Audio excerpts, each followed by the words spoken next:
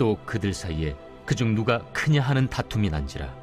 예수께서 이르시되 이방인의 임금들은 그들을 주관하며 그 집권자들은 은인이라 칭함을 받으나 너희는 그렇지 않을지니 너희 중에 큰 자는 젊은 자와 같고 다스리는 자는 섬기는 자와 같을지니라. 앉아서 먹는 자가 크냐 섬기는 자가 크냐? 앉아서 먹는 자가 아니냐? 그러나 나는 섬기는 자로 너희 중에 있노라. 너희는 나의 모든 시험 중에 항상 나와 함께한 자들인즉 내 아버지께서 나라를 내게 맡기신 것 같이 나도 너희에게 맡겨 너희로 내 나라에 있어 내 상에서 먹고 마시며 또는 보좌에 앉아 이스라엘 12지파를 다스리게 하려 하노라. 시몬아, 시몬아, 보라. 사탄이 너희를 밀가루로 하려고 요구하였으나 그러나 내가 너를 위하여 내 믿음이 떨어지지 않기를 기도하였노니 너는 돌이킨 후에 네 형제를 굳게 하라. 주여, 내가 주와 함께 오게도 죽는 데에도 가기를 각오하였나이다. 베드로야, 내가 네게 말하노니 오늘 닭 울기 전에 네가 3번 나를 모른다고 부인하리라. 여러분 반갑습니다. 오늘도 큐티로 여는 기막힌 하루입니다. 본 말씀 누가복음 20장 24절부터 34절의 말씀입니다. 자, 오늘 제자들 사이에서 다툼이 벌어졌습니다. 그런데도 그 다툼의 주제가 무엇인가 하면 우리 중에 누가 더 큰 자인가 하는 것이었습니다.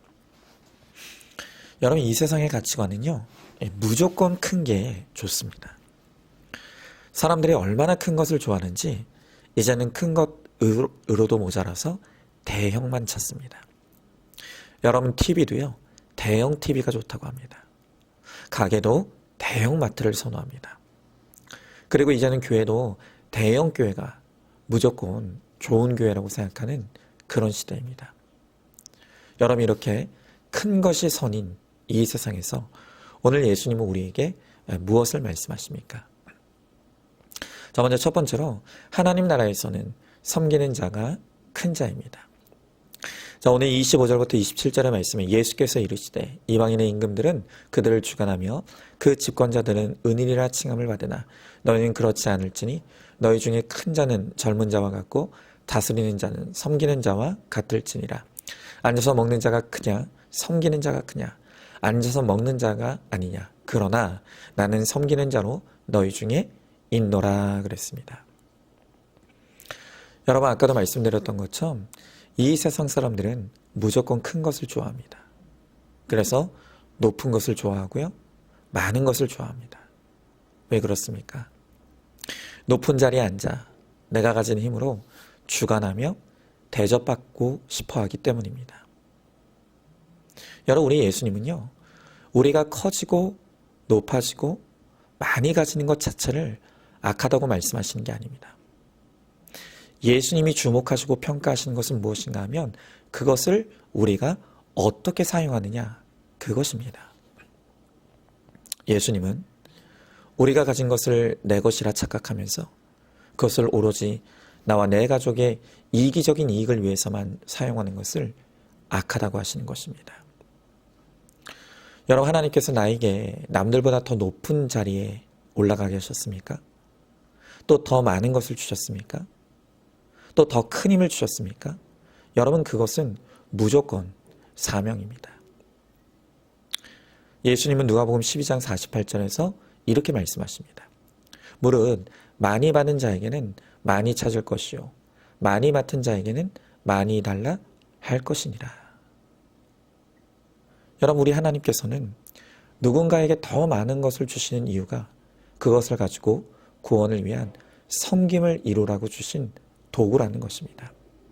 그래서 더 많이 가진 자에게는 하나님이 더 많은 것을 요구하시겠다고 말씀하시는 것입니다.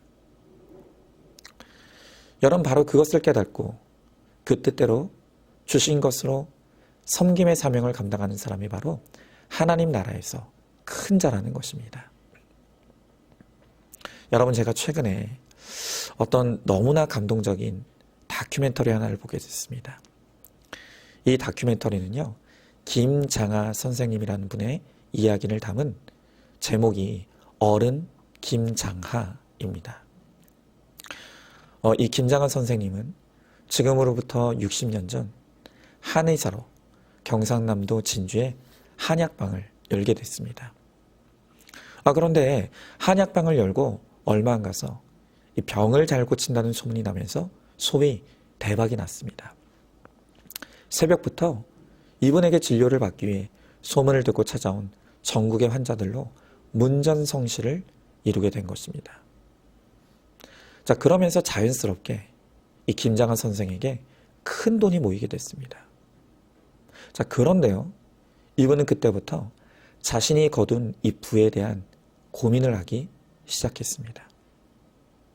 그리고 생각하기를 세상에 병든 이들, 누구보다 불행한 사람들에게 거둔 이익이기에 자신을 위해서 써선 안 되겠다고 마음먹게 됩니다. 그 후로 아픈 사람들과의 약속을 지키기 위해 매일 한약방의 문을 여느라 여행 한번 가본 적이 없었습니다. 그리고 한평생 자가용을 가져본 적이 없이 자전거로 출퇴근을 하셨다고 합니다. 그 대신 그는 자신의 사재에 100억 원을 들여서 진주의 명신고등학교를 세웠습니다. 그리고 그 학교가 자리를 잡자 8년 후에 그 학교를 아무 대가 없이 국가에 무상으로 기증해야 했습니다. 그 외에도 그의 선행은 계속되었습니다. 특별히 그는 공부하고 싶으나 돈이 없어 학업을 이어갈 수 없는 학생들을 전국에서 발굴했습니다. 그리고 약 1000여 명의 학생들에게 장학금을 내주어서 공부할 수 있도록 도와준 것입니다. 자, 그렇게 이 김장하 선생에게 받은 장학금으로 공부를 한 학생 중에 하나가 훗날 자라서 아주 훌륭한 법관이 되었습니다. 그리고 법관이 된 그 학생이 이 김장하 선생님의 은혜를 갚기 위해 찾아갔습니다. 그때 이 김장하 선생님은 이렇게 말씀하셨다고 합니다. 나한테는 고마울 필요가 없다. 나는 이 사회에 있는 것을 너에게 주었을 뿐이니 혹시 갚아야 된다고 생각하면 이 사회에 갚아라. 그는 한결같이 자신의 일이 누구에게도 알려지기를 원하지 않았습니다. 그리고 자신에게 도움을 받은 사람으로부터 그 흔한 밥 한 끼도 대접받는 일이 없었다고 합니다. 그러나 이런 일은 반드시 세상에 알려져야 된다는 이 주변 사람들의 설득에 이 다큐멘터리 제작에 참여하게 되었던 것입니다. 그는 이렇게 말합니다. 똥은 쌓아두면 구린내가 나지만 흩어버리면 거름이 되어 꽃도 피우고 열매도 맺는다. 돈도 이와 같아서 주변에 나누어야 사회에 꽃이 핀다. 여러분, 그를 아는 사람들은 바로 이분이야말로 이 시대의 진정한 어른이라고 말을 합니다. 그래서 그를 다룬 이 다큐멘터리의 제목이 어른 김장하입니다. 여러분, 세상도 이렇게 섬기는 자를 진정한 어른으로 인정합니다. 하물며 하나님은 자신의 것으로 구원을 위해 섬기는 자들을 얼마나 인정하시고 칭찬하시겠습니다. 여러분, 그렇기 때문에 바로 이렇게 구원을 위한 섬김을 이루는 사람들, 바로 그들이 훗날 하나님 나라의 큰 자가 되는 것입니다. 여러분, 질문해 봅니다. 하나님께서 나에게 남들보다 조금이라도 더 준 것이 있다면 그게 무엇이라고 생각합니까? 바로 그것이 나의 사명의 도구라는 것을 알고 있습니까? 그 도구로 구체적으로 어디에서 어떤 방법으로 섬김을 이루고 있습니까? 자, 두 번째로 잘 섬기는 자가 하나님 나라에서 상을 받습니다.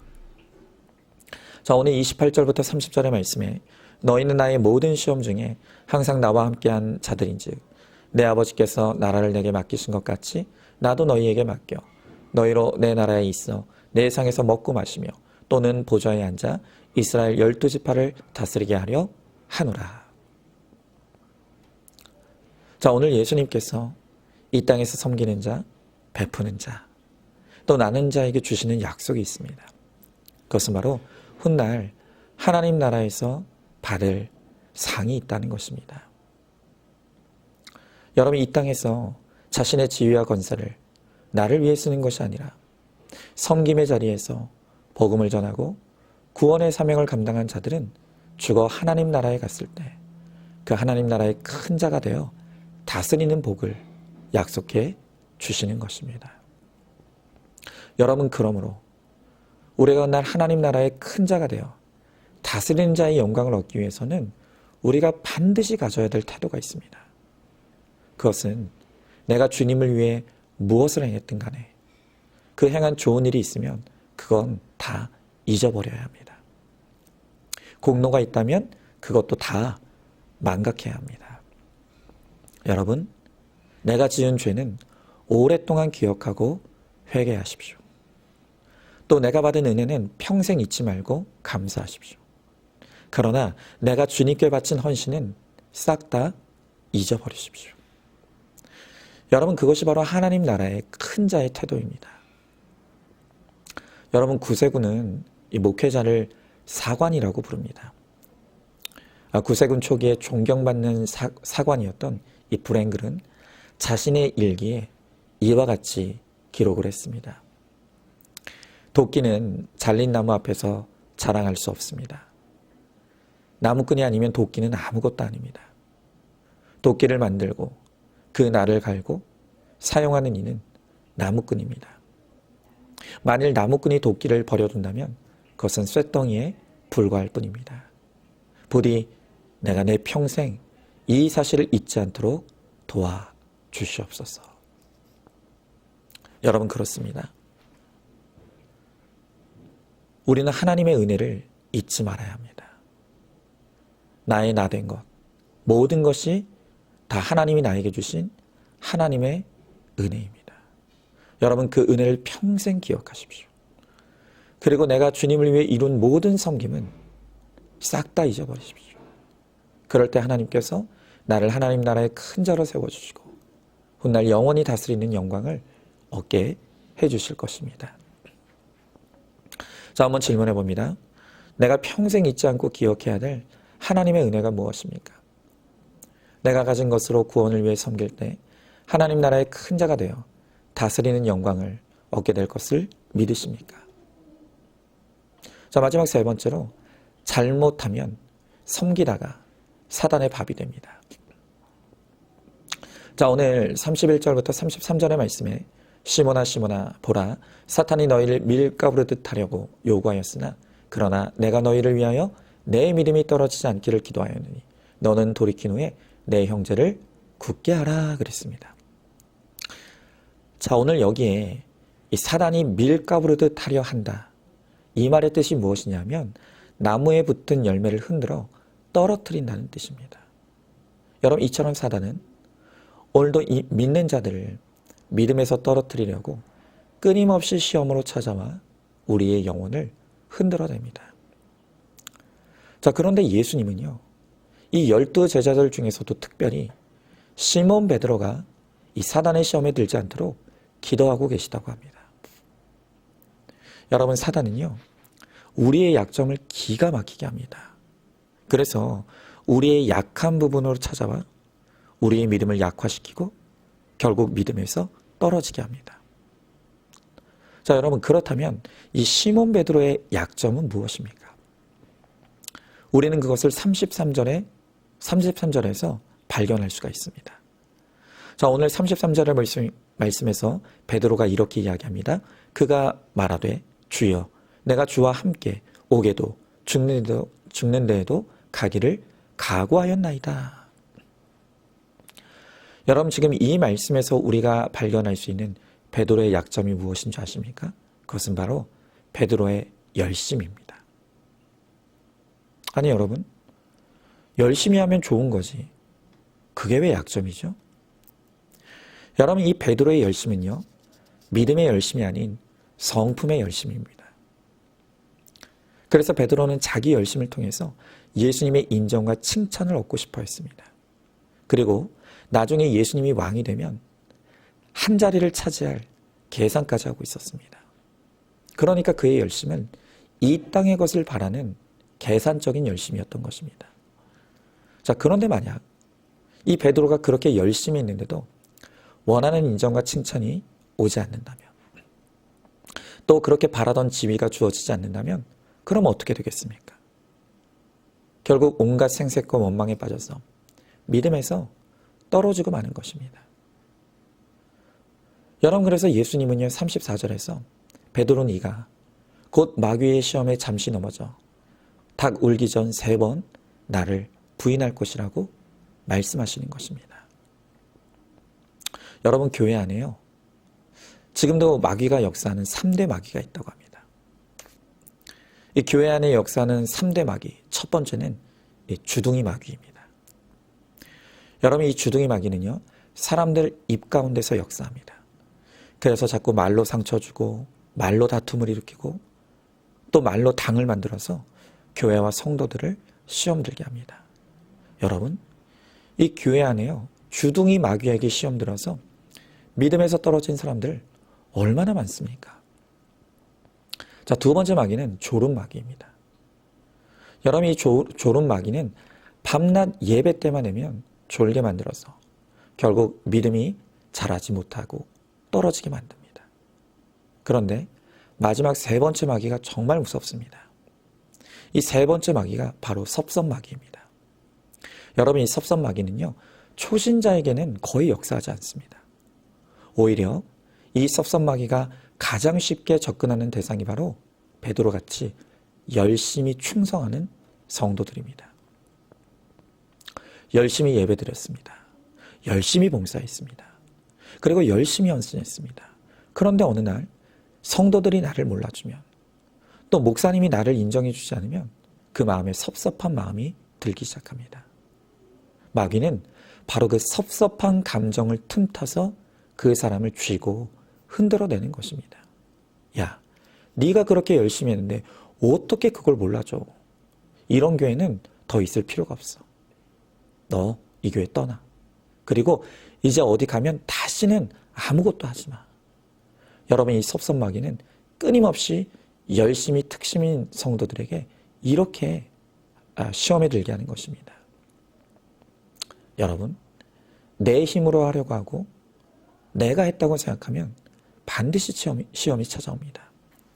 사단이 밀 까부르듯 내 헌신을 오히려 시험의 통로로 사용하여서 우리를 믿음에서 넘어지게 만드는 것입니다. 여러분, 바로 그렇기 때문에 우리는 늘 깨어 있어야 합니다. 예수님도 시험에 들지 않도록 기도하라고 하십니다. 여러분, 우리는 날마다 깨어서 이 하나님이 주시는 은혜의 힘과 마음으로 열심과 성품이 아닌 오직 믿음으로 주와 복음을 위해 섬겨야 합니다. 그럴 때 어떤 마귀의 시험도 이겨내고 승리하여서 하나님 나라의 큰 자로 영원한 영광에 참여하는 우리 모두가 될 줄로 믿습니다. 자, 한번 질문해 봅니다. 요즘 신앙생활하다 마귀의 시험에 빠지지 않았습니까? 나에게 찾아온 마귀는 어떤 마귀입니까? 오직 말씀으로 내 죄를 보고 기도로 회개할 때 마귀의 시험을 이기고 끝까지 성김을 이룰 수 있다는 것을 깨닫습니까? 자, 오늘도 4월 9일 보석상자입니다. 나의 죄, 집안의 죄와 고난을 드러내고 그것 때문에 내가 예수 믿게 되었다고 고백할 수 있는 사람, 이런 사람이 좋은 배우자의 조건입니다. 아멘. 우리 함께 기도하겠습니다. 주님, 오늘 주님께서 누가 큰 자냐 싸우고 있는 제자들 향해 이 땅에서 구원을 위해 섬기는 자가 바로 하나님 나라의 큰 자라고 말씀하십니다. 하나님, 우리는 늘 큰 자가 되어 대접받고 싶고 인정받고 싶고 부리는 권세를 누리고 싶습니다. 그러나 하나님께서 우리에게 무언가 남들보다 더 주신 것은 그것을 가지고 부리고 권세자가 되라고 주신 것이 아니라 구원을 위해 돕고 섬기라고 도구로 그것을 주셨다고 말씀하십니다. 주님, 이제는 주님께서 나에게 주신 그것으로 이 땅에서 할 수 있는 한 작은 자가 되고 섬기는 자가 되어 구원을 돕고 섬김으로 훗날 하나님 나라에 갔을 때 하나님 나라의 큰 자로서 진정으로 다스리는 권세와 영광을 얻을 수 있도록 주님 우리 가운데 함께하여 주시옵소서. 하나님 섬기는 사명 감당하다 시험에 들지 않도록 깨어있게 하시고 혹시 우리 사랑하는 성도들 가운데 시험에 든 자들이 있다면 오늘 이 말씀을 통해 다시 한번 내 죄를 보는 회개의 자리로 돌아와 회개함으로 다시 힘을 내어 섬기는 자리에서 오직 주와 복음을 위해 충성하다 주님께 영광을 얻는 우리 모두가 되게 하여 주시옵소서. 믿사오며 사랑이 많으신 우리 예수님 이름 받들어 기도 드리옵나이다. 아멘. 오늘도 큐티로 기막힌 하루를 살아내는 하늘가족 공동체 우리 모든 성도님 되시기를 주님의 이름으로 축복합니다.